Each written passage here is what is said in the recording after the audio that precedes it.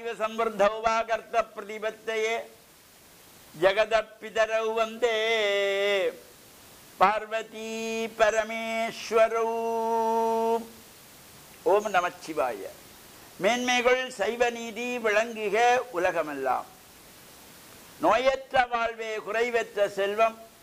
அந்த நோய் நொடிகள் இல்லாத வாழ்வு இந்த உலக மக்கள் எல்லோரும் வாழ வேண்டும் என்று கலியுகத்தின் காந்தமலை ஜோதியாகிய சபரிமலை சுவாமி ஐயப்பனுடைய திருவடிகளை சிறந்தாழ்த்தி டான் தமிழொலி ஓம் தொலைக்காட்சி நேயர்கள் அனைவருக்கும் சர்வதேச இந்து மத குறிப்பீடம் அகில இலங்கை சபரிமலை ஸ்ரீ சாஸ்தா பீடத்தின் சார்பில் இனிய வணக்கங்களும் நல்லாசிகளும். இன்றும் மங்களகரமான குரோதி வருஷம் தை மாதம் 23ஆம் நாள் 5/2/2025 புதன்கிழமை.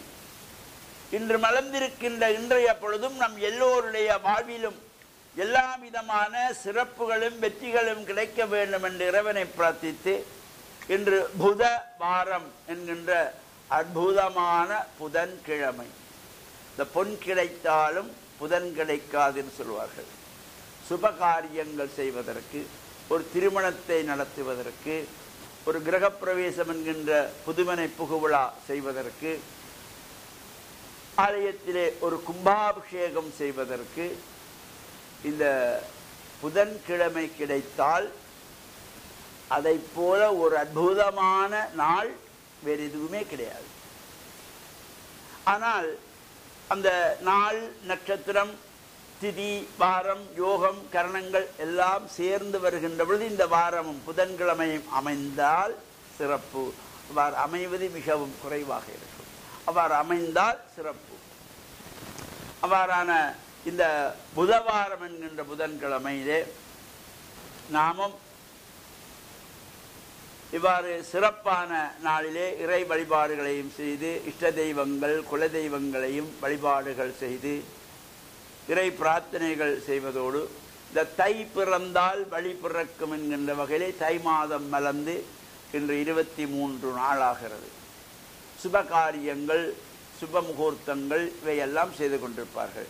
திருமணம் போன்ற சுபகாரியங்கள், மங்களமான வைபவங்கள் எல்லாம் நடைபெற்று கொண்டிருக்கும்.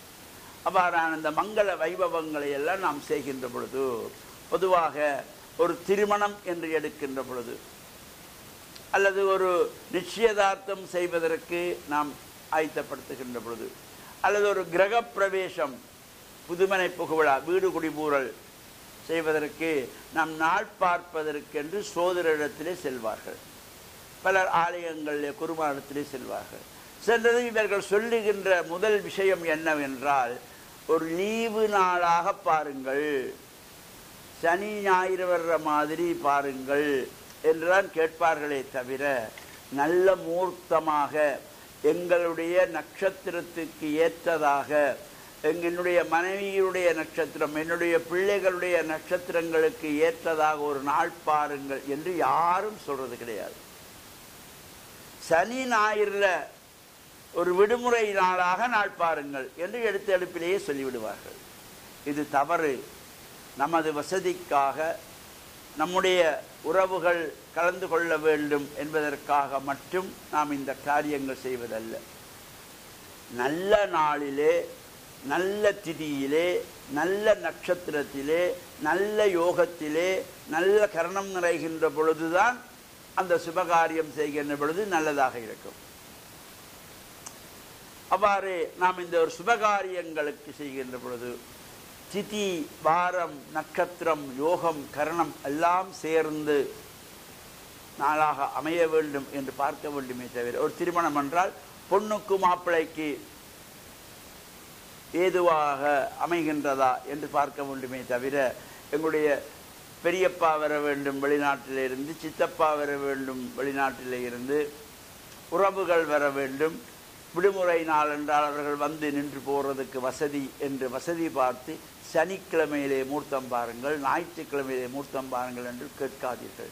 சனிக்கிழமைகளிலே எந்த ஒரு காரியத்தை கொண்டும் சுபகாரியம் செய்யப்படாது.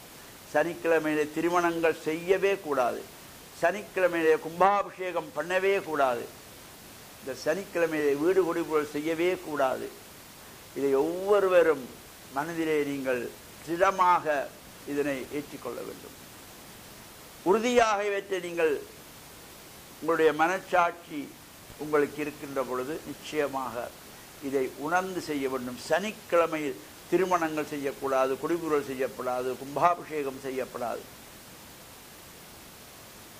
சனிக்கிழமை மந்தவாரம் என்று சொல்லப்படுகிறது.